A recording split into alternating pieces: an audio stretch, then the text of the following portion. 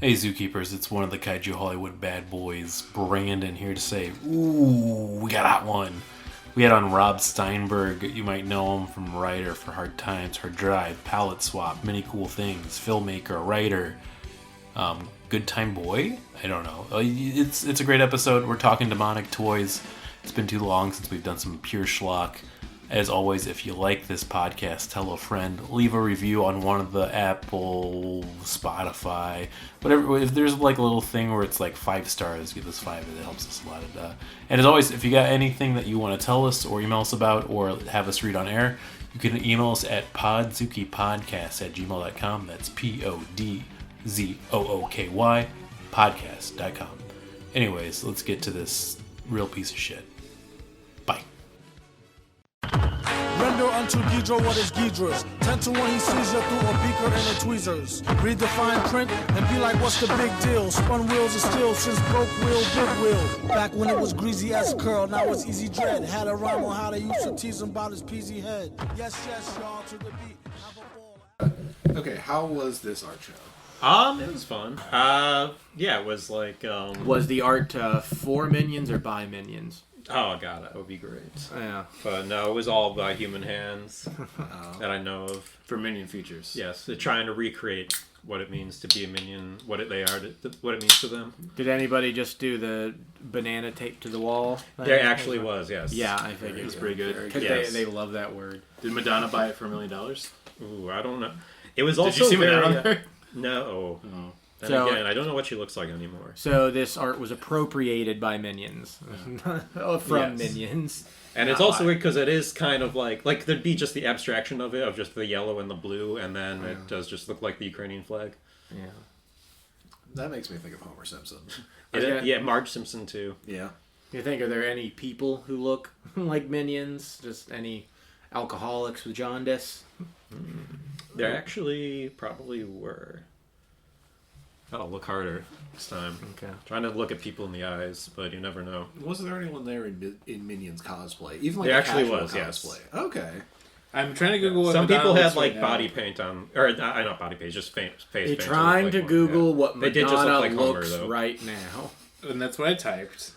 And then it said Madonna 2024. I'm like, that's a better. That's close. Yeah. Are you all ready for the Madonna? Yeah. I mean, Yeah, it looks like Madonna. Oh, that's right. She looks like Longlegs now. I remember that. Yeah, I've not seen Thinking it. that. Yeah, well, just look up Longlegs and then imagine it's Madonna, and it's the same thing. Maybe it's good just to age. You know? I mean, aging is fine. I don't think we should not expect people to age, but I don't think we should care what Madonna does at all. yeah, Anything. she's happy and content. Well, look at me being. I don't know about that, but Yeah, she I should don't suffer. think. I feel like, man, this is gonna just. We really should get right into it. But what pieces stuck out to you the most at the Minion show? Let me see. Yeah, I took some pictures. Oh, perfect. We can Make make this. sure. We can make this the cover of the episode because. Oh yes, please. I probably need to credit the artist who did the picture though. See, this one I just found interesting. It's very, like, how do I say? It's barely looks besides the color and the like strap. It's the only thing that makes you know it's a minion. I'm going to describe it to the listeners at home. It's a minion being a top to, it looks like a normal 30-something man. It's kind of hairy and how you'd expect. Almost looks like Jeffrey Brown, if you know that comic artist. With a minion on top of him. She's pretty stacked, I want to say, all around. This is going to take forever if you describe every single photograph. Oh yeah, We're gonna do it. The list is like wall to wall. There's them as watermelons. No, let me describe. Okay, I say you're not going to have time for all of these. Yeah. Okay, so it's a bunch of watermelons that look like minions. But, no, okay, yeah. It's like some sort of action figure painted. Like a minion. Yeah. There's too many to go on in this one. That's But a this lot. is it's the underwear made out of minion print. It's like that video, Lots and Lots of Trains, but with minions, basically. Yes. Yeah. That's my kind of train. Big minions, small minions, minions that don't make any sense, minions that are Simpsons. This one kind of upsets me just because it's very Yeah. Bored Ape style. Yeah, it is very... Though I think the only minion is, you see, Bart has a little minion tattoo on her leg. I mean, their skin is yellow. Yeah. Yeah, that one's very... I just like this painting. It just tells a story, and I don't know what, Yeah. of this woman at dinner. That's a really good painting. With a minion, by the way, for the listeners at home. Well, great artists seek boundaries, and having to have a minion in one of them, that's a boundary. Sure. That's what I just enjoy the look of this minion's face. Oh, that's getting fantastic. stabbed. Wow. It's done in a style that it's like berserk almost. Yeah, no, it looks like an apostle. Yeah. Yeah, say it's Getting impaled with a huge broadsword. yeah. The soldier's stabbing him. That with such fucking honor. rips. That's I good. kind of want to get that tattooed on my back, like This Yakuza one had a style. bobblehead That'd kind be of really- thing. I don't really know this story. They should have tried more. Well, People there's- won't know who I'm talking There's about. soldiers dangling. No, up, don't give like, enough okay. information away. Then this is the centerpiece of this mannequin squeezing a bunch of tiny minions over a thing of plantains. I'm glad you pretty said good. that was a mannequin. I thought Okay. that was a person who maybe painted themselves yellow. Oh yeah. Oh, man. Oh, that's it. Well, that seems like a lovely art show. Yeah. It was nice. It has nice positivity. to I'm gonna as look it up and minions always do. I'll plug it in like the episode description if the show's still running when we put this out. We're on a bit of a backlog, which is nice. We have a few episodes banked, but it's still going then. But I should introduce I should introduce the podcast. Holy shit!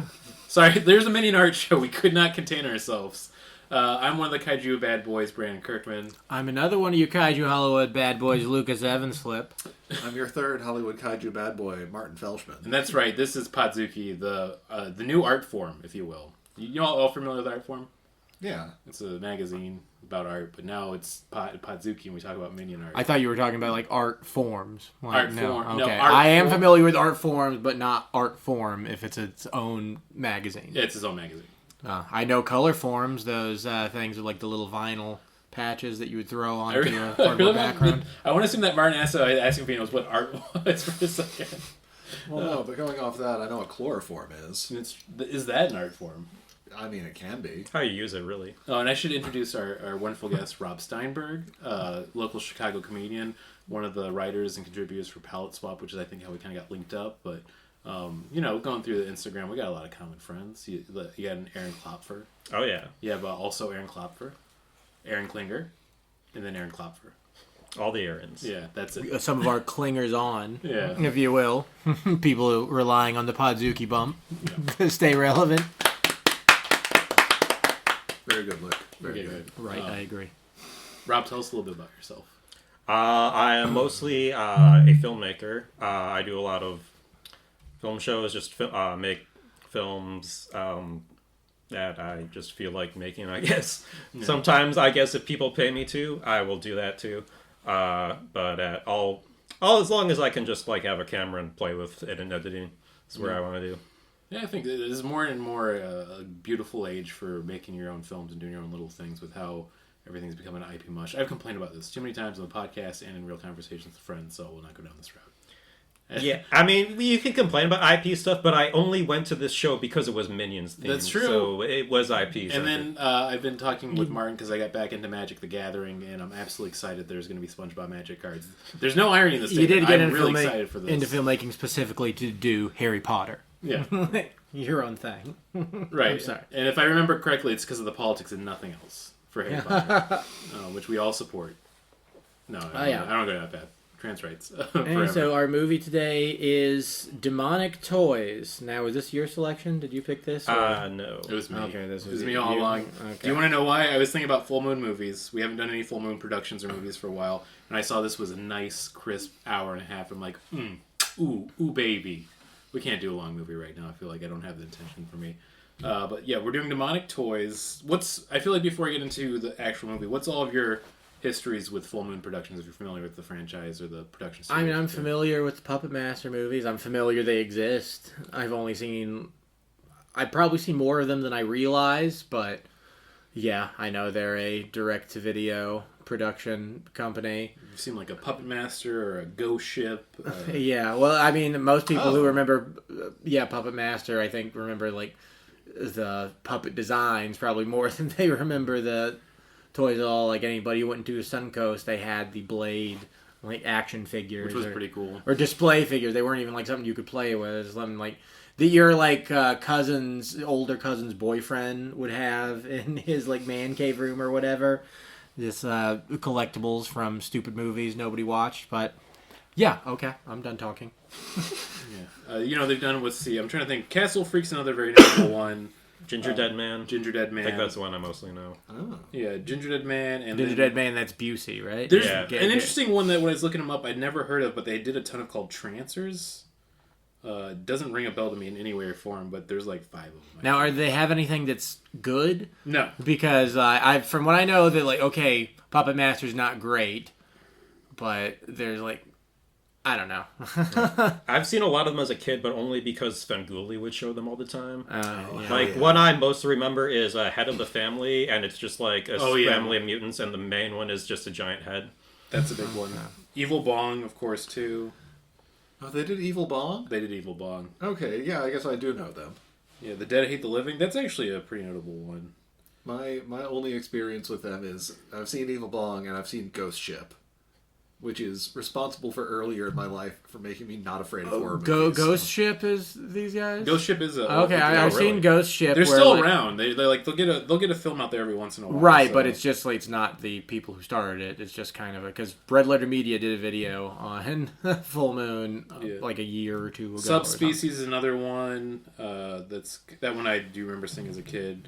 Yeah, and once again, Svengoolie, main reason for a lot of these. And I always think it's funny, they also did Dragon World, which was the knockoff of Dragonheart. So, I gotta see that. I love Dragonheart.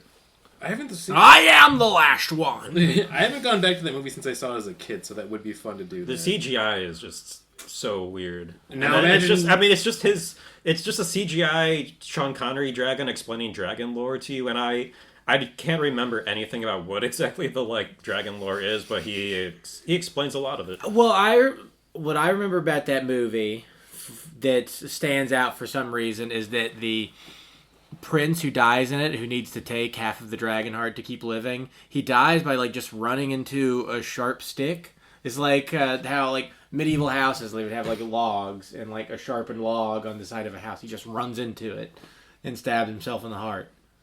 That's just stupid. Yeah. But yeah, speaking of stupid... Let's get into Demonic Toys, released in 1992, directed by Peter Manoogian, which is really fun to say. Manoogian is how I would pronounce it. I feel like Manoogian and get the little Italian hand in it with it. But yeah, I think Manoogian. So this is a fun thing too, written by David S. Goyer, which I thought was very entertaining to me. I mean, it definitely shows that you don't have to improve to have your paychecks go up.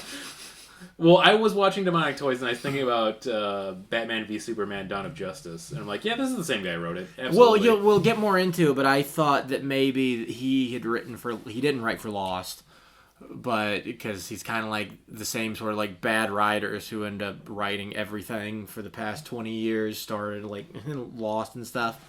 But if it had been Lost, then it'd be they've been selling the same schlocky good versus evil story for I feel 30 years. I'm not going to shit on David S. Goyer because when he does a bad schlocky film that's fun, he did the Blade Trinity, which I do. I like Dark City. Yeah, Dark City was him, and that was a really good movie. Because I don't want to shit on them too much because I did like some of their stuff. But the most surprising one though, he was a writer on most of all of the Dark Knight trilogy too. Oh. So, but I mean, they had a few screenwriters. I mean, those movies I wouldn't call written fantastic. Well, here's the thing. Usually for most of them was 2 writers, which was Christopher Nolan, of course, and then David S. Goyer. So I imagine they're both in a room and just Christopher Nolan going, no, that's a stupid idea. No, that's stupid. No, that's stupid. And then just writing his own script.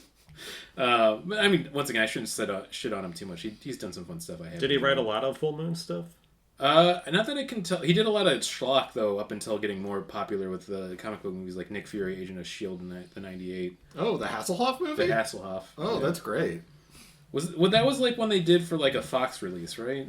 Yeah, it was something TV for a channel or something. Yeah, it was get people's dicks hard for it. A rainy night Sunday movie. Oh yeah. I think it might have even been early Sci-Fi Channel or something. Yeah, it could have been. I think it was Fox when I was looking it up, but let's just say it's Sci-Fi because that feels right to me more than Fox. The director, I didn't get into it for Peter Mangione.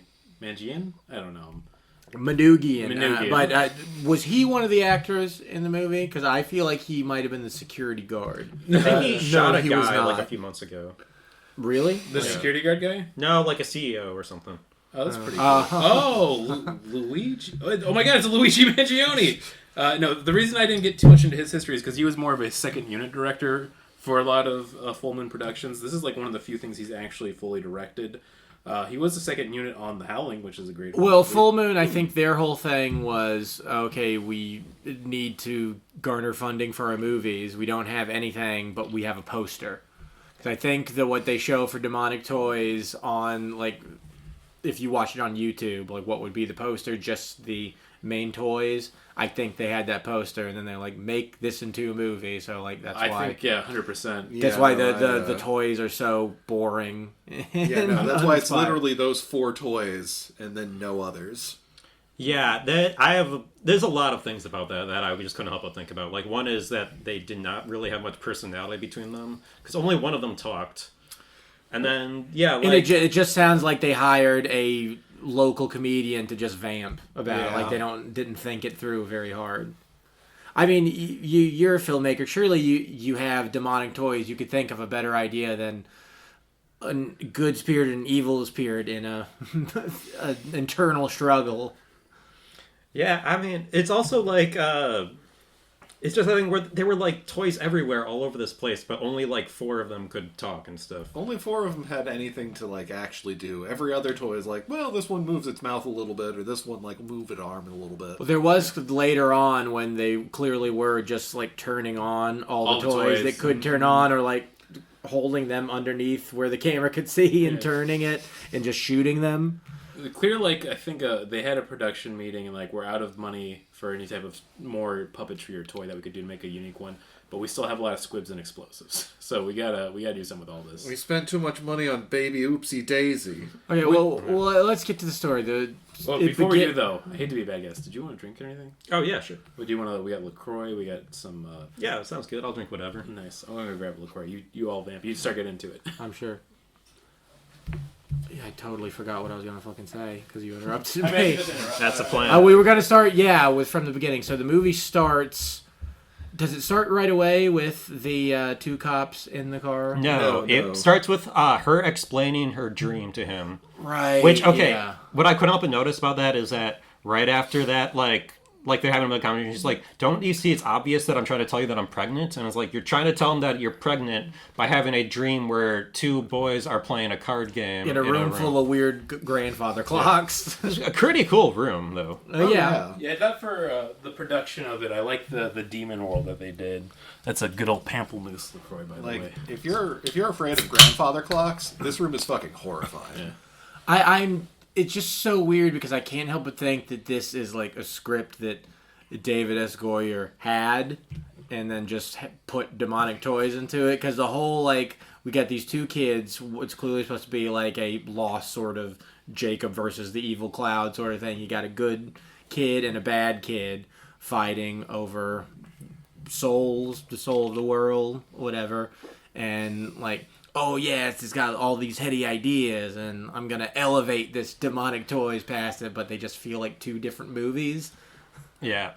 Yeah, 100%. And I feel like it's that thing of they took the script and they're like, okay, well, we got a lot of money from Puppet Master, so we also need to for sure make it like these little puppet guys, but they can't be puppets. They're clearly just, for most of the time, I think the baby, its face moves a little bit. Yeah. But otherwise, they're just hand puppets. Like, sometimes you can see the person's arm absolutely. in the puppet. That Jack in the Box is the worst example of that. Especially the Grizzly Teddy's also pretty terrible, which... We'll get into the plot goes, but we should get into... I do have one more thing. What I did like... Okay, not I didn't like, but like... enjoy. You ever see the sequel where he's like fighting Doll Man? Yes. Yeah. So I was rewatching clips of that, and there is this really great thing that stands out where to make Doll Man fight with them at the same size, they have like the baby. It's just a guy in a giant baby costume, clearly. That's beautiful. Yeah, and that's a great effect, I thought. I do love noticing stuff like that in old movies because Peter Jackson did that in Dead Alive with one of the baby zombies. Oh yeah, that's a great film. But yeah, so we don't know that they're cops at first. They're just in a couple in a car talking about relationship stuff and how she's pregnant. Then... well, he also regrets moving in because he's lost his freedom and individuality. Yeah, and also these people have like super straight white idiot actor teeth. which is the first thing I noticed about them. But okay, they get out. They're being met by the people they're waiting for, and you think they're arms dealers for a second because they're set up to buy a bunch of shotguns, I guess. Yeah, some kind of assault weapons. Yeah, definitely just No cereals. prop shotguns with no serial numbers. And then they turn out to be cops, and even though it's a sting, there's no backup that's gonna come and help them if things go south or if things go well. They're just gonna. They shoot first. They do shoot first after the dude very weakly throws an empty gun at him. He throws it at him. He catches it, throws it aside, then shoots him in the belly.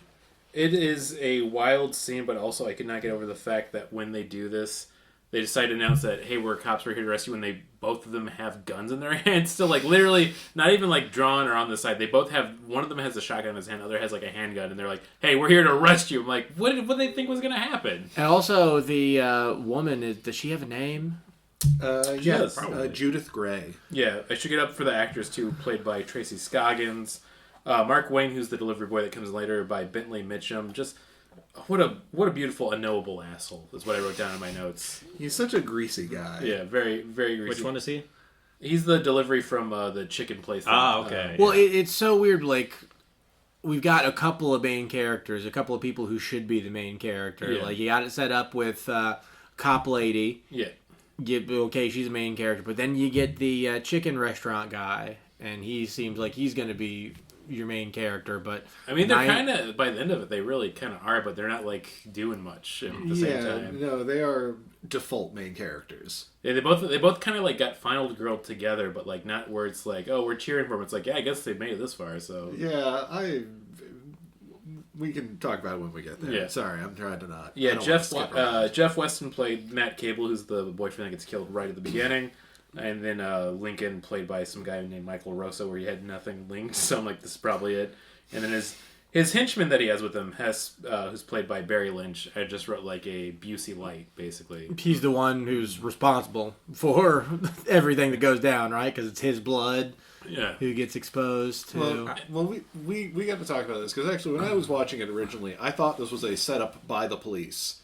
Because obviously, when you are shot and you are dying... Yes. You're going to go towards the light. So you set up a stage light, and that's going to be the trap for the criminals, even though you've already basically killed them. Yeah.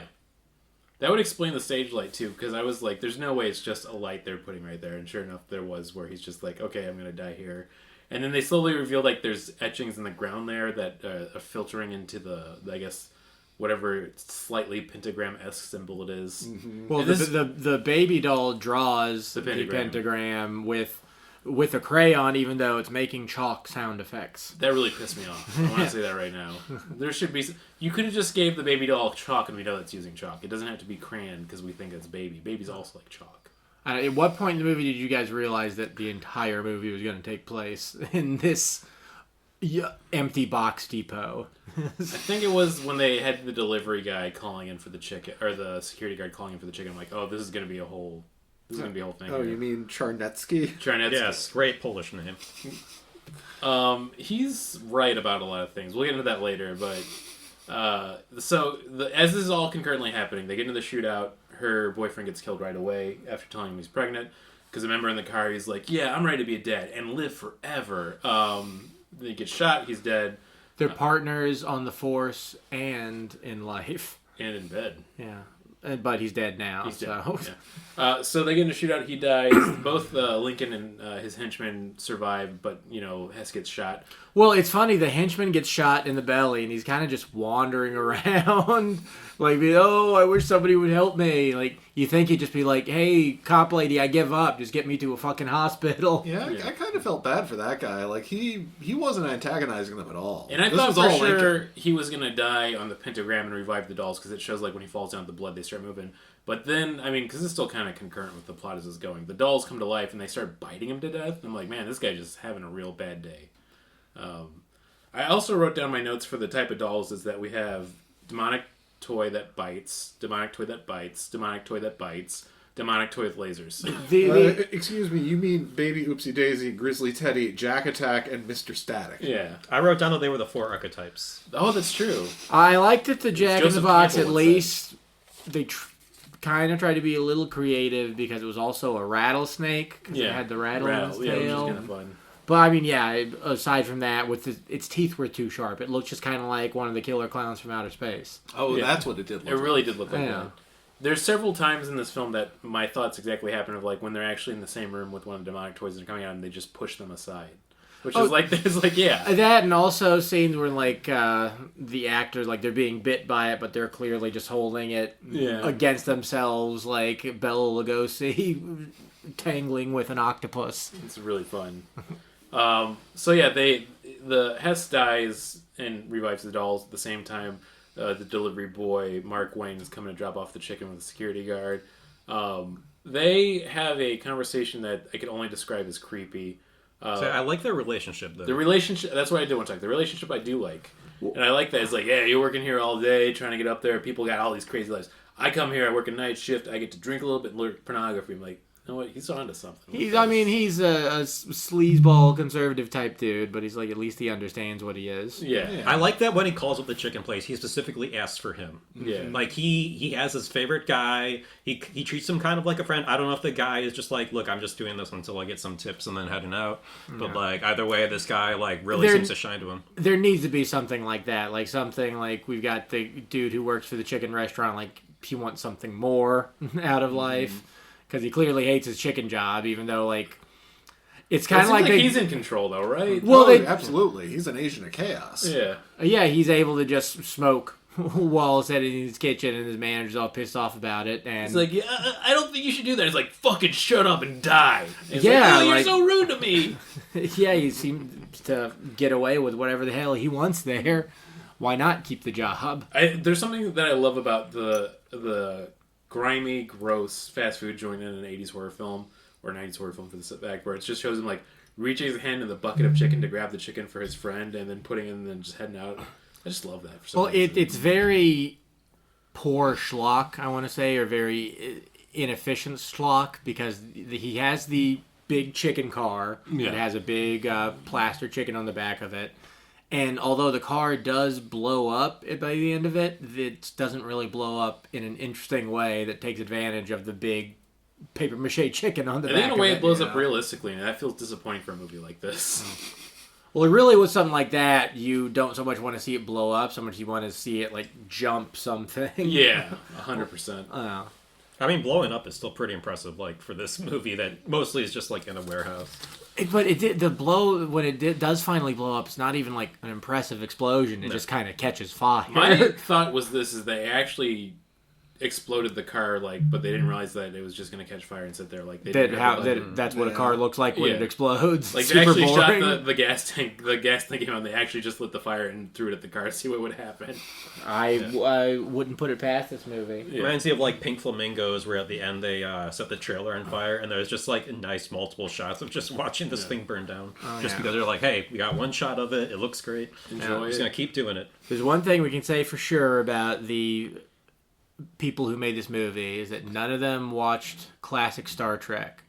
Because they would have known that it looks stupid to have a little boy with a grown man's voice coming out of it. It doesn't look And not scary like, or intimidating at all. Not Clint Howard. Yeah, the Corbomite maneuver is the episode, but that's all I could think about anytime that little boy demon talked. Like, And not one scene or two scenes. So many fucking scenes with this kid talking, and, like, you know, God bless the kid. He's trying. I can really tell. I don't want to make fun of him too much, but it's bad. He's trying. The sync's not working too well. There's a grown adult voice coming out of him.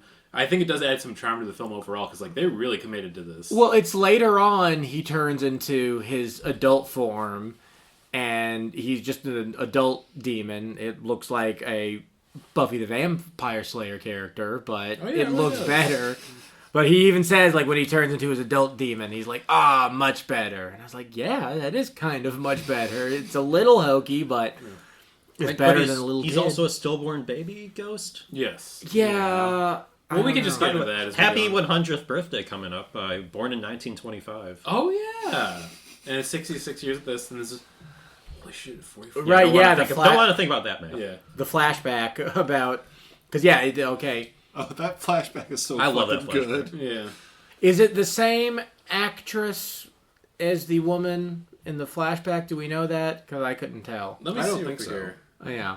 But Miss anyways... Michaels. No, greatest thing ever, if we're going to still talk about that flashback, like... Yeah. Best moment for me has to be that the parents of this stillborn baby just gave it away as trick-or-treat candy. Well, Yeah. not even the parents, because the mother, I guess, is supposed to be dead. Yeah, and Oh, once okay. again, I think the plot, and they didn't write this in enough because they're just doing everything as quick as possible, is very much like a Rosemary's Baby setup of like, this is like a cult or group of people that are trying to bring a demon into the world. So, of course, they're like, it didn't work, let's give it to the Absolutely, kids. and you only know that really, though, because it's such a clearly demon baby. Like, that, a lot of the movie's money went on this demon baby. Put little horns on it and everything. Yeah, it's It's like how your grandmother would draw a demon baby. We should go over it beat by beat, and this is still kind of in order. Like, we got to the scene because we get a little history after they're getting stuck in the warehouse. Basically, they get locked in a room together, I should say, Judith, with Lincoln, who's the one guy who survived that shot the partner, and she wants dead, but she's like, I gotta bring him in to book him, whatever, who cares? He's gonna die later. Yeah, justice. You know, the concept of justice is such a fastest thing the more I think about it. It's just... You want to understand Isn't that like justice? all his movies? Yeah. Okay, anyways, that's very true. Yeah. Like that. But so we get to that. Eventually, the demon comes and talks to Judith, saying, hey, I want your baby. Here's the backstory. So they get into all the backstory, which is, like we were saying, he's a stillborn baby. It gets the funniest scene, I think, in the film, which is they give the stillborn baby wrapped up to a bunch of trick-or-treaters. Oh, wait. They Okay. tell him, like, wait, you kids want something better than candy. Which is, I guess, apparently in the hierarchy of things, the stillborn baby.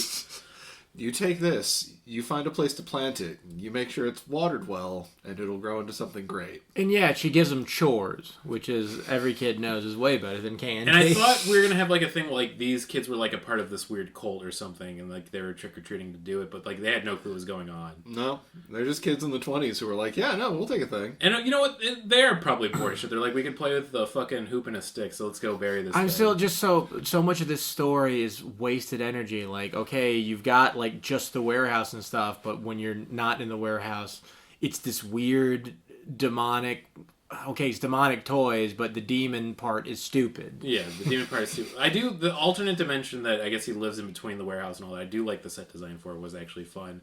But once again, I feel like a lot of the budget went in there, and they're like, "Oh, we gotta make whole movies still." The problem with it is the toy should be demonic, not a demon just animating the toys and Or they're suddenly fucking evil. have the demon talk through the toys. Like, that's another thing I didn't get. Because, I mean, we have Baby Oopsie Daisy, which is kind of like the breakout star, in my opinion, from this one. They definitely want it to be. Yeah, but Jack Attack, who's the Jack in the Box, like, you could have had the demon talk through him. That would have been fun. And there's the robot that doesn't say anything. The robot doesn't do anything. It's but definitely not shoots lasers instead of bullets. Just straight up fucking laser. Is that a demon power? Like, Does the toy come that way standard? yeah. Like, that's... A lot of questions for Mr. Definitely Jack. when we finally get the good toy at the end of the movie. At the end of the movie, Yeah. it's like little wooden pellet gun, shoots actual bullets. Can kill a demon anyway. Yeah. And that's the whole thing we're getting into later. Don't worry, we'll get there eventually. But so we get the whole story. I like that the kids, as going back to the kids with the stillborn, they don't realize what they're bringing. They see it and they're like, "Oh, gross!" And they literally toss it over their shoulder and shows it go into the ravine where they eventually build like the factory. That was probably the most realistic and funny part of this film, I think. Yeah. I definitely got a laugh out of me. Yeah. Yeah. I think they knew they were being funny with that part, but so they showed that to show that the warehouse was built on top of basically the stillborn demon baby's thing, and then in 66 years he'd come back. He's still weak though; he's tethered between the two worlds, so he needs to basically come back in a human form. So Judith's there, who's pregnant, so that she can get a demon baby out of her, and he's real. That's the whole plot. Basically. It's just so weird though, because like none of this is all completely by chance. He didn't like orchestrate all this. The dude just Oh, no, he orchestrated that. He even did? said he did. even the part where like they set up the arms deal so that he could. Okay. Yeah, no, he said he was trying to get her there so he could claim the body of her pregnancy, even though she's only a month pregnant. Do you see if he's going to assault her at the end? Yes. So then why does she need to be already pregnant? Is the problem? I'm thinking of. Have you ever seen Enter the Void?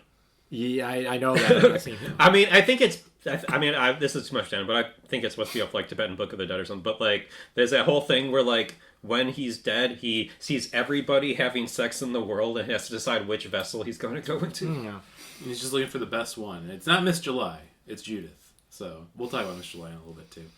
And Right, because you have to have tits in the movie. It's 1992. Absolutely, there's a law put in place by the Bush administration. Otherwise, why is it direct to video? Yeah. I mean, yeah, and, like you're gonna watch it at Showtime. Kids sing-along late at night. videotapes had tits in it. Yeah. Because they were straight to video. Yeah, Barney got real weird for a little bit, but we learned a lot. This is another thing of going back to the warehouse scenes before all the demons start getting loose. I should say the demon toys. This is going back a little bit when they actually have the sit down of Mark, the delivery boy, with the security officer, and they're like kind of joking back and forth.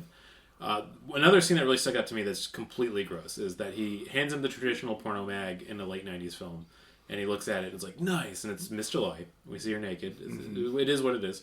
But he grabs the magazine and smells and says, oh, it smells like there's other stuff on here too. I'm like, why is there a joke about him smelling jizz off a magazine? I don't remember him saying that. I definitely remember him. I thought he licked it. No, he absolutely licked it. No, he licked it? Yeah. Yeah. And he didn't lick it What for the jizz. fuck? He didn't lick it for jizz. He licked it because it was the part where her crotch was. Yeah, that's what I thought. And that's still disgusting. Yeah, it's a different kind That's even of more disgusting than what you said. How did He I did. mean, I feel like because I was like, I'll admit, I was watching this as I was doing dishes on my iPad. So I heard The way that. I looked movies up, were meant to be seen. and I mean, for this, absolutely. But I looked up and I must have missed the part where he licked it. But I'm like, why is he smelling jizz on a magazine? This is worse. It's the 90s. He licked his security friend's jizz off a magazine. Like that's I don't think they're friends. okay. That's true. He licked. But I his think stri- that's what I like about the security Acquaintance. guard. He orders from the chicken place every night. No, they're. But I think friends. it's specifically because he hates the chicken. I think he likes hating things more than he likes liking things. Actually, okay, I think this is actually, I think we figured out, because we were talking about earlier, what exactly does he get out of the friendship of the chicken guy? It's like, he goes to pretty much lick the jizz off the magazine. Yeah. Like, that's kind of their deal, is that he pays for the chicken, he comes over, he shows him the thing, he licks Oh, it. all these magazines are crusty, and I have no friend. If the demon toys hadn't happened, he would have dropped Trow and gone all Kevin Bacon on him. It's a perfect symbiotic relationship. Yeah, he did give him that beer, too. Yeah, I mean that was nice. He's like an emotional uncle to him. God damn, he licked them. He licked it. Yes. Yeah, it's great. You're not all like pulling a prank on me. Like, No. That is it. I wrote down kissed, but it could have been licked. It was. He it was a touched kiss his or a mouth lick. to it. Yes. Yeah. What? Even if it was your magazine, it's still gross. It's the closest he's ever getting to licking pussy. You saw how greasy that kid was. Yeah, he was a greasy kid. He lives to the end, Well, it's a right? Podzuki shirt, by the way. T-shirt. What if I make? This is the one I actually finally do make and put up in the snap. Wearing it as I take my daughters out to the playground and get arrested as I should be.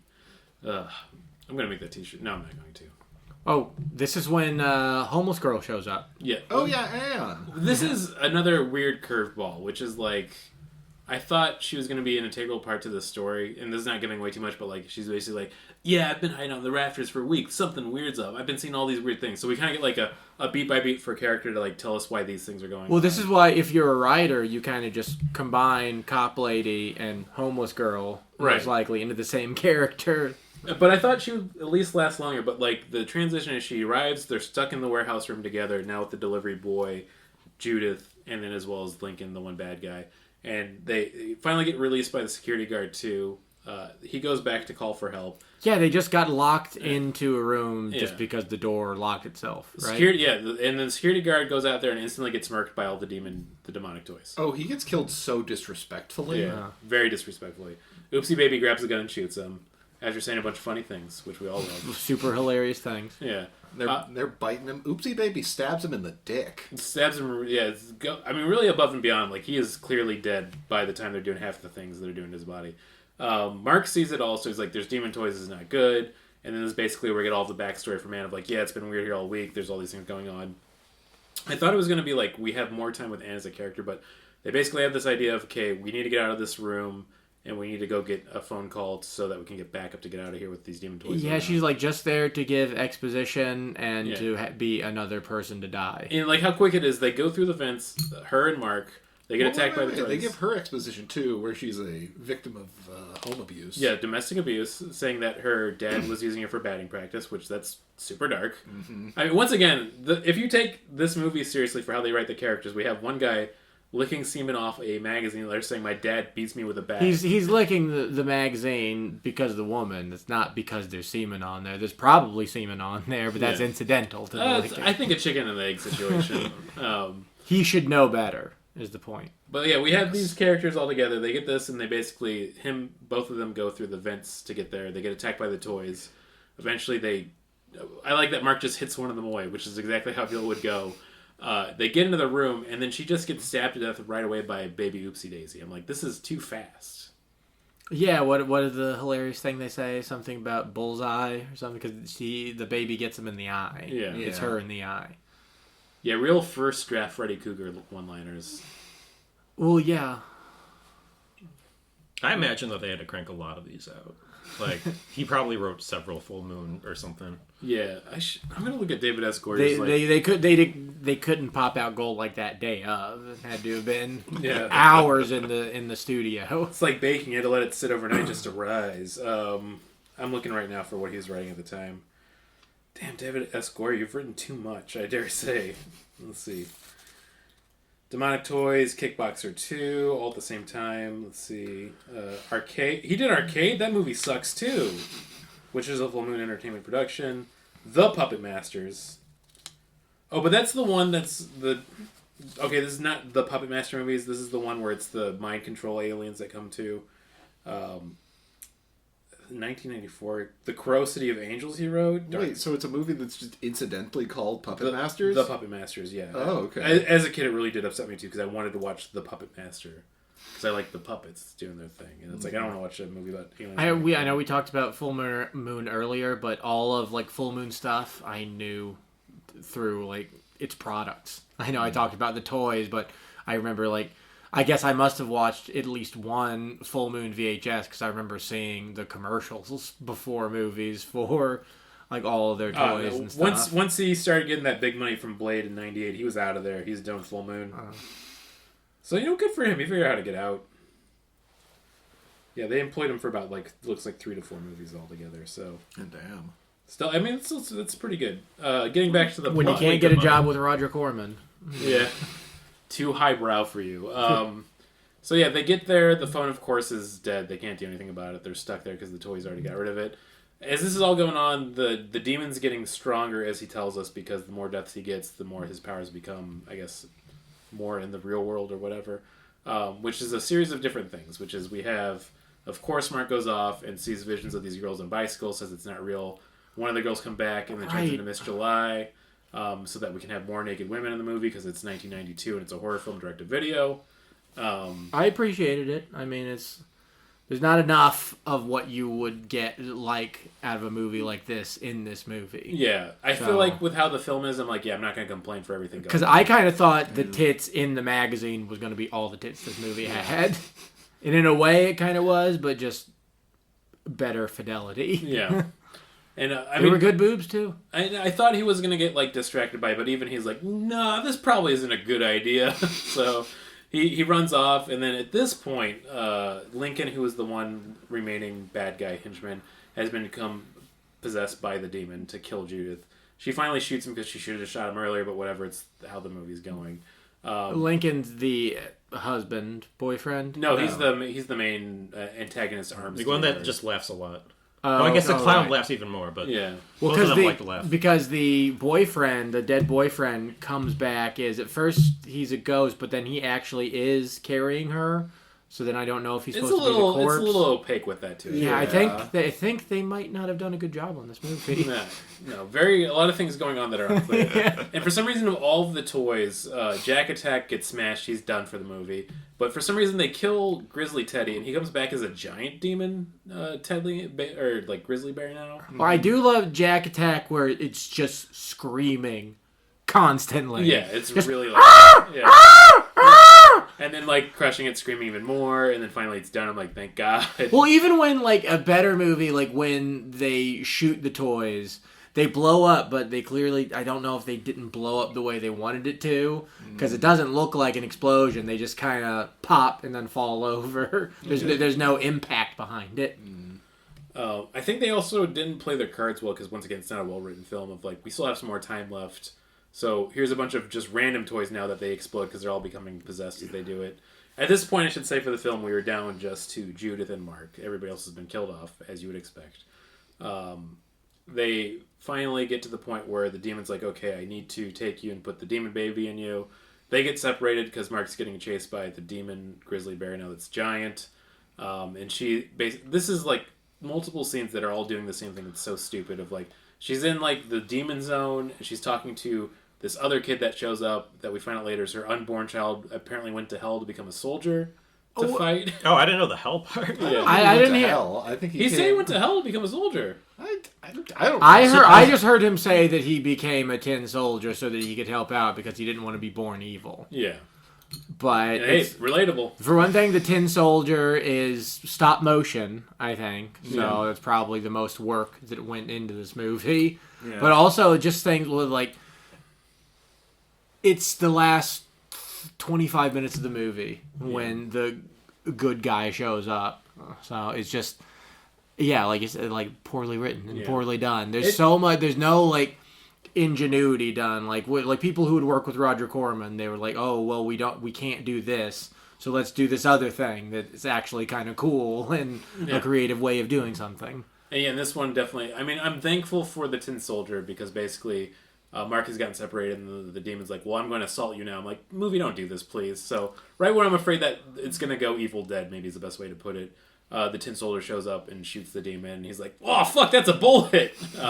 Like, the reaction really did feel like the actor got shot. So he's kind of freaking out. Mark eventually gets the giant demon bear trapped under his car, and like we said, has a very lackluster explosion. Well, this movie almost got very close with the two children of doing a Monkey Island 2 or 3.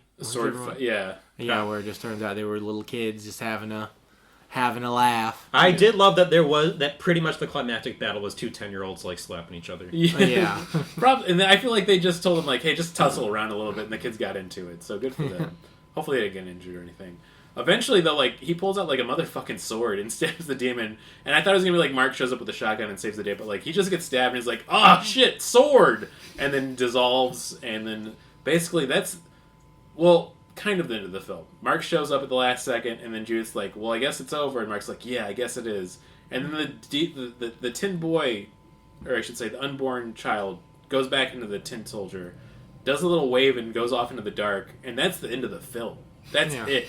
Because, the tin soldier was her baby, and he didn't have a name yet because she hadn't given her one. Yeah.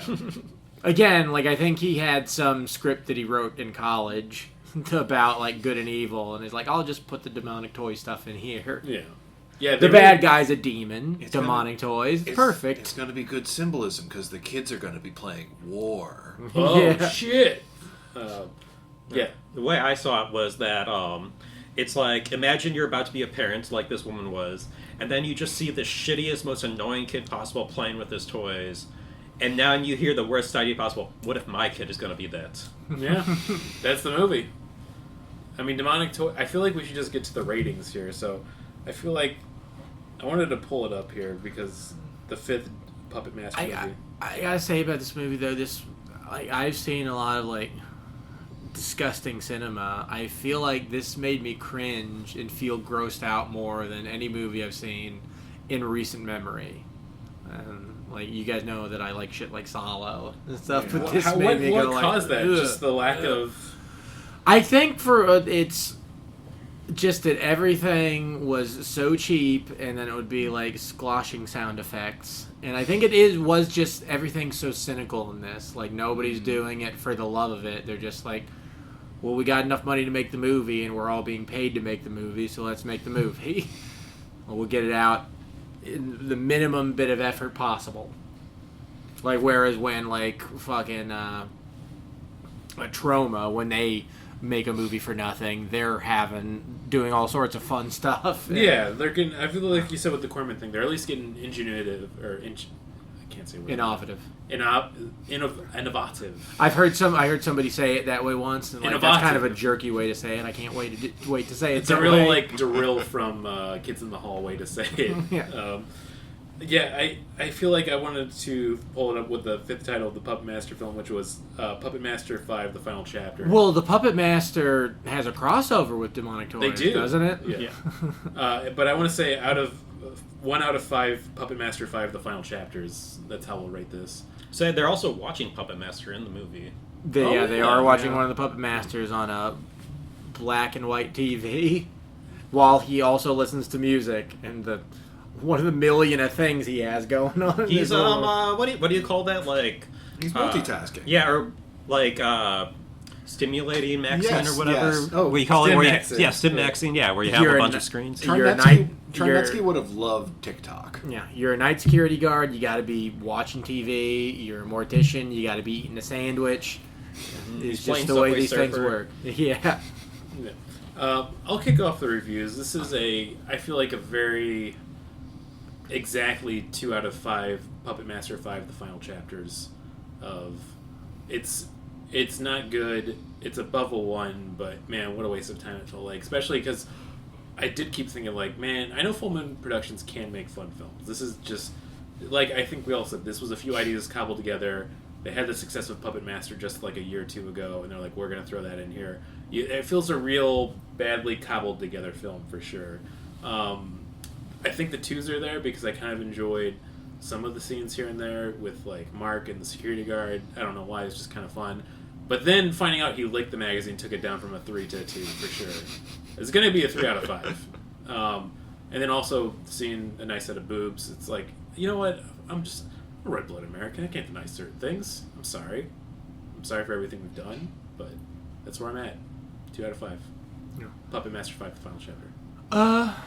Yeah, I'll give it a 2 out of 5 as well. Because, yeah, there's really not anything that I enjoyed out of this movie. Like, I think if they'd rewritten it maybe, get rid of all the good and evil little kid stuff, and make the delivery driver the main character, kind of lean into the greasiness of it, any of the stuff that I thought was gross. Like, we lean into that some more, kind of like The Stuff or something. Yeah, I feel like there's a lot of characters you can like smell in this film, which I don't like either. Like I said, like, it did make me cringe, which usually I would applaud a movie for doing that, but I think it was just making me cringe for reasons besides the ways it was trying to make me cringe. Yeah. There's not really anything interesting done in any interesting ways in this movie. It is just to get something onto a tape for little kids to rent on their middle school sleepovers.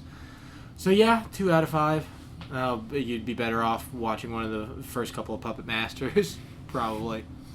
I think I want to give this a solid 2.5 out of 5. Overall, it is not a great movie, but I definitely enjoyed myself while watching it. And I think if you watch this with a couple of friends, it's a good time. Yeah. You will love that scene where the demon is talking about his background and how he even got there. And that fucking little wet rubber shitty demon baby is so good. Yeah. That is, again, yeah, more stuff like that. Because that also kind of reminded me of P.D. Wheatstraw, The Devil's Son-in-Law. Oh, for some absolutely. reason. Yeah, the Rudy Ray Moore movie. And I love Rudy Ray Moore. So Yeah. We've all tested on this podcast. We're big Dolomite fans. it's almost like they wanted to make like a horror comedy, but that wasn't as much of a thing yet, and they weren't too chicken to go full hog with it. Yeah, Demonic Toys walks so that one day Ginger Dead Man could run. Huh. Which also is not a good movie. Yeah, I was just... But it ran, you know? I mean, that's what gingerbread men do. Yeah, they are and going tee-hee, and, you know, doing, usually sometimes they have a knife if they're an evil one, but I'll give it to you, Rob, for reviews of how you're feeling for 1 out of 5 Puppet Master 5, The Final Chapter. I've never seen the final chapter. Well, it doesn't matter. It's just It's a just 1 a out 1 of out of 5. 5 scale. Okay. Here's what I'm going to say, though, for that series. The first 5 Puppet Masters I loved as a kid. I'd watch all the time on Sci-Fi's reruns whenever they'd be playing it on their station. I don't know if they're good because I haven't watched them since I was a kid, but I really liked them a lot. So, probably not good films, but... They get weird eventually. There's the fourth one I think I watched where he's the Puppet Master. He wants to turn his assistant into a robot toy for some reason, but then in the end, the assistant's a robot toy and then kills him, and the movie just ends. It's actually Puppet Master 2. Oh. Well, anyway, I always thought it was like something was fucked up to where they cut the ending off, but no, the movie just ends really abruptly. Character dies, then it stops. The crossover between Puppet Master and Demonic Toys did make me wonder, like, also, like, do all the Full Moon movies take place in the same universe? Like, is this a shared universe kind of thing? I think in a way that it is, and then it's lazy. Like, if this film's doing well, yeah, they're in there. I think it's like comic books where, like, if they want them to, they will, but if not, they don't. I think even, like, movies in the same series from one to the next probably don't need to really connect to each other. Kind of the Evil Dead rules. Yeah, it's she's a mannequin that they enchant with an evil spirit. Puppet Master 2. I was trying to get it down. I think they do get fun as they go because they just really go out the window for what they're going to do and kind of go with. But yeah, it's. I mean, I was hoping it was going to be a little bit more fun, but it wasn't terrible. I honestly would say, I feel like. But yeah, we didn't get your review. Oh, sorry. No, I'd just say 2 out of 2 stars. Yeah. Didn't really get too much out of it. Yeah. But, like, I was, like, mildly entertained. Yeah. It's like, even, like, definitely I'd say watch this with other people, but even with other people, I think there's better movies. Like, I just watched Battlefield Earth again. I love Battlefield Earth. It's so fun. Yeah, I still enjoy that I actually read the book for Codex Melcher's podcast when they had one. And, like, it was, it's a big book, but it's kind of in a way of, like, you can tell L. Ron Hubbard was just, like, putting so much fucking fluff in that thing. It's wild to me that I did that for a podcast. Yeah. Krusty would say anything bad about Elrond, but... Yeah, I mean, he is our Lord and Savior. Our theme levels are pretty good, but we're working on getting them better every day. I can't stop thinking about that Conor O'Malley video you showed me, too, with Tom Cruise and The Rocks. Shout out to Conor O'Malley. Maybe I'll just do that for my plug later on, but yeah, it's... There's a lot of better choices for movies you could watch with friends. I went on a really long tangent just to get there. Yeah. We noticed. Yeah, I do that a lot. I feel like we should get to the stupid games section. Quit playing stupid games. I wanted to pull up my phone. I went through the catalog of Full Moon Productions. I wanted to ask you guys, what do you think is the latest Puppet Master, or not Puppet Master, sorry, now I'm thinking about them too much. The latest Demonic Toys, when was the last Demonic Toys movie made? I'm going to say 2020. Okay, you're getting 2020? Yeah, I feel like it's probably sooner than you'd think, otherwise you wouldn't have asked, so I'll say 2021. Ooh. Maybe like 2019. You know what? You're all fucking wrong, and you suck at this game. It's 2023. Demonic Toys Jack Attack, an entire film focusing on Jack Attack. How does that pan out? And man, they're still making these. I just can't get over that when I was pulling it up. Like they've been consistently making Demonic Toys. And it's like a movie that's like over an hour long and has like a beginning, middle, and end. Yeah, I mean, from what I can tell from the trailer and the IMDb, let me find the made by people. I mean, it could be AI at this point. I like to think that it's like the passion from that guy that created Charles, whatever. Like, he just really cares about this universe. Yeah, kind of like Charles Brand doing all of the Transfer movies when I was looking it up. Baby Oopsie also had a whole run of movies, 3 of them. 3 of them? Yeah. So this is like an extended universe kind of like... Oh, wait, Baby Oopsie's the baby, so then what's Jack Attack then? Which one? The Jack in the Box. Oh, okay. Does the baby's clearly the star. Give them the movie. Well, they had several of them. Like, wait, did the Grizzly Bear get a movie? No, I don't think so. Did the robot get a movie? I can't see it. No, I can't see Mr. Static getting a film. They all got a movie in Toys, starring Robin Williams. Man, Baby Oopsie got 3 films. I just can't get over that. Say, baby dolls naturally are creepy, so yeah, a good choice, even if they, like, I don't know, I never saw them. Especially with the ones with the eyelashes, with the... Yes. They had a few of those. The fact that they can blink always disturbs me. Yeah. Man, they've made so many of these. Yeah, okay. What was the game? Yeah! Oh, sorry. Oh, yeah, it's 2023 is the most recent one. There was a film in 1996 that was made by Full Moon Productions that I could not get over the title. And I want to ask you, I'll give you 3 options. Which one is the actual title of this? Is it Alien Abductions, Sensual Invaders, Alien Abduction, Kinky Cosmos Probings, or Alien Abduction, Intimate Secrets? I'm gonna guess the third one. Intimate Secrets. I'm going to guess the first one. We're gonna go with Sensual Invaders. Yes. I'll do the middle just so. Kinky someone Cosmos gets it. Probings. Yeah. I mean, yeah. Luke got it right. Yeah. So we got the one point, I feel like. That was it for my stupid games. I didn't want to get too far into it, really. I just couldn't get over. I mean, sorry, I distracted myself when I looked at the IMDb of how many fucking Baby Oopsie movies there were. Yeah. I had to do that earlier. Oh, so Baby Oopsie has gotten their own movies. Yeah, do you want to know what year the first Baby Oopsie movie came out? 2001. Came okay. out September 11th, 2001. All right, what are you thinking? September 12th, 2001. Okay, 2015. 2021. What the fuck? What is going on with already. this? What is going on with this franchise? No, That's what I think Red Letter Media talked about it. I think the whole thing with this is like some folks just bought Full Moon, like they bought all their properties and stuff in like one sale, and now like, well, we'll get stupid people who like with like children and a mortgage to spend money on this stuff. And this was made like in 2021. I can't get over how bad the doll looks from the one screenshot I just saw of the trailer. Like, look at that. It looks worse than the one from 1992. Yeah, I don't know. I mean, if it's Oh. like a David Lynch movie, that's a pretty good looking doll. I would say, if you really want some disturbing baby props, I couldn't help but think about this while watching it. So my friend that lives in LA, he's near this like special effects store, and I like looked at their website, and they had a whole page dedicated to different types of robot baby props you can get.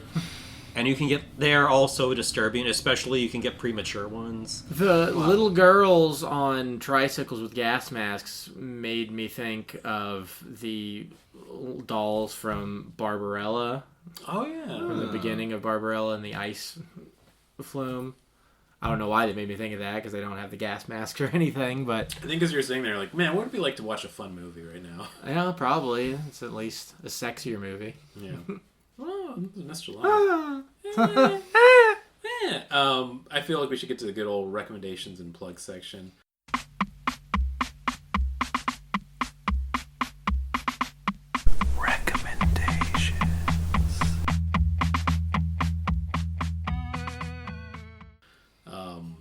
I feel like I usually kick it off. Does anybody have anything they'd love to recommend or a plug they'd like to get in? I'll recommend Connor O'Malley's YouTube channel. It's really good. He's a very funny man. I watched Corey's the other day. Hell it was yeah. pretty funny. I haven't watched his The Mask video, which I feel like it Oh, might the mask video is so good. I really feel good. it might be too funny. The The thumbnail alone is like the funniest thing I've ever seen. The Mask is really, like, I can't help but think about it now. Every time somebody suddenly becomes in the news for, like, doing something really insane, like murdering somebody, and then all of a sudden all of their, like, social media footprint is, like, being brought out. Yeah. I want to see a Frankenstein movie with Connor O'Malley as the creature. He has such a weird body. Yeah, he does. I would love to see that. He's very top He heavy. was sleeping with Frankenstein's chick. Yeah. I also think about when the pandemic was in full lockdown mode, when he did the one late night host on a bike going around but smoking cigarettes as much as he could to celebrate 5G. I remember that. What a beautiful mind he has. I've seen Truth Seekers, which was great. Yeah. Cat foot. I've got nothing to plug, but that's what I recommend. Love Connor O'Malley.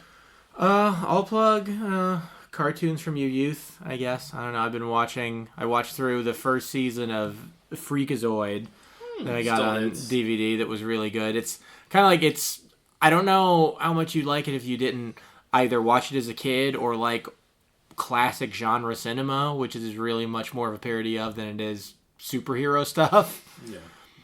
But yeah, it was great. And I also got Dexter's Laboratory, the complete series, and I've been watching through that.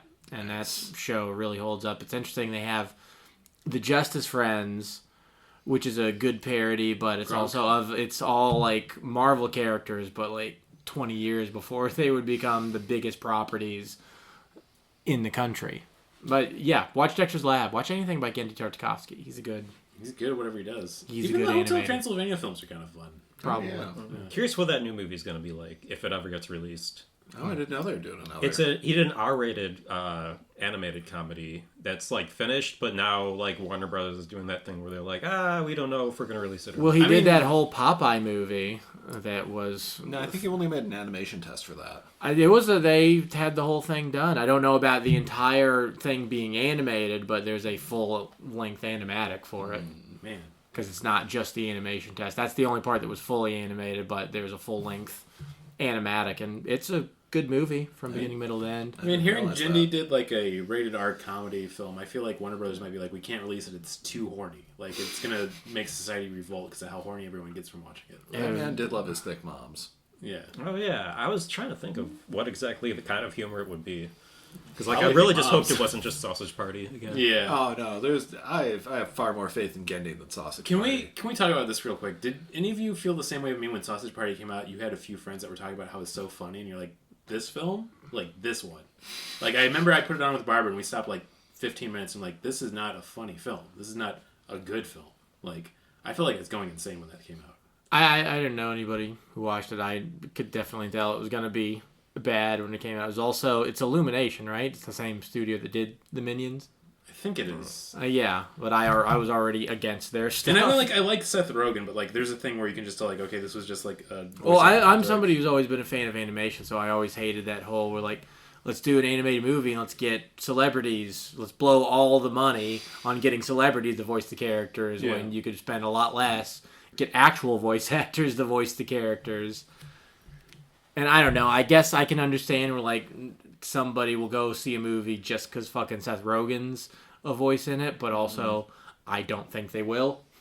Yeah. Yeah, I mean, it was distributed by Sony Pictures Releasing, but I wonder if it was like the same studio that did all that together, which would make sense to me. I don't think it was, because I remember when it came out, there was like a huge to-do about them like not paying their animators well. Yeah, that's real. And I think Illumination's big on doing that, but yeah, it would be they and anybody who complained, they would like get kicked off the project or get their name taken off the project, even if they'd done a bunch of work. Like, oh, well, you won't have any proof that you worked on this movie for the last 2 years. Mm-hmm. Yeah, man, that sucks. Anyways, I should say. Yeah, what brought this up? Did I recommendations. bring it up? Yeah. It's just Gendy. Yeah, Dexter's Lab, Gendy Tartakovsky. Foster's Home for Imaginary Children. That's Craig McCracken. Oh shit. Who is also great, but he's I thought that was Lauren Faust. Okay, I mean, no, I think they both worked on it together, but it's a Craig McCracken show. Yeah. Because they were married at the time, I think, when they were working on that show. That makes sense. But yeah, Craig McCracken directed a lot of the episodes of Dexter's Lab. Yeah, it was Craig McCracken. Okay. Yeah. It's just an honest mix-up. Anyways, It is one of the few other Cartoon Network shows that has a complete series DVDs. Yeah, good show. Powerpuff Girls, Dexter's Lab, Foster's Home for Imaginary Friends, Adventure Time. Oh, definitely Adventure Time. Regular show. Fucking Billy and Mandy doesn't have one, which sucks. That does suck. Yeah. Yeah, they had a lot of good jokes in that show. But yeah, other people's recommendations. So if you want to go for recommendations or plugs. I recommend whoever that person was on Twitter that accused Gendy of having sex with her mom. That's and pretty ruining cool. their marriage. Do you think he did it? I don't think there was a minute there where I was like maybe, but then I looked and they just like really just they were just constantly making up random shit about Gendy over. Man. Wait, specifically Gendy? Yes. That's concerning. Yeah. Twitter's weird. Yeah. Yeah. Man. Well, God, threats to an animator on my racist app?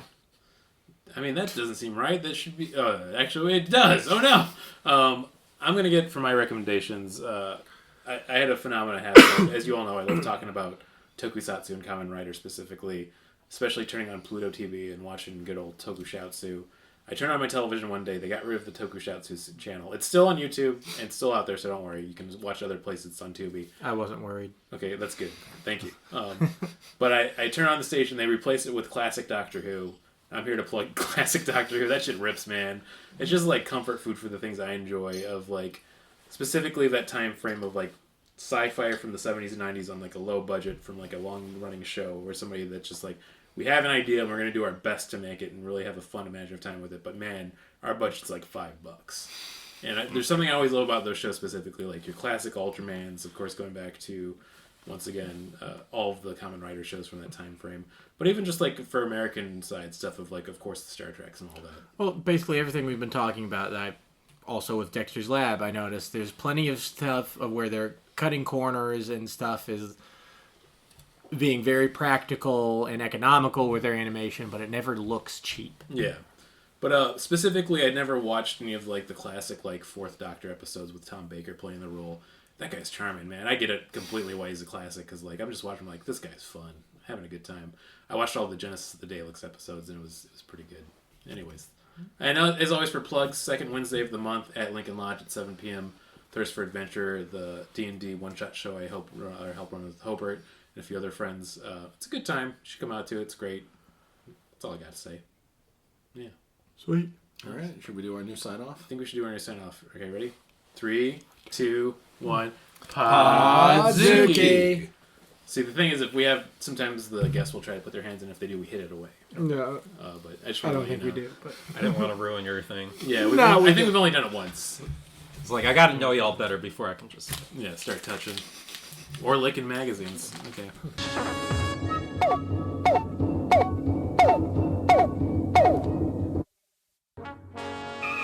We regret that you have not yet complied with our order. This show has been brought to you by Machine Culture.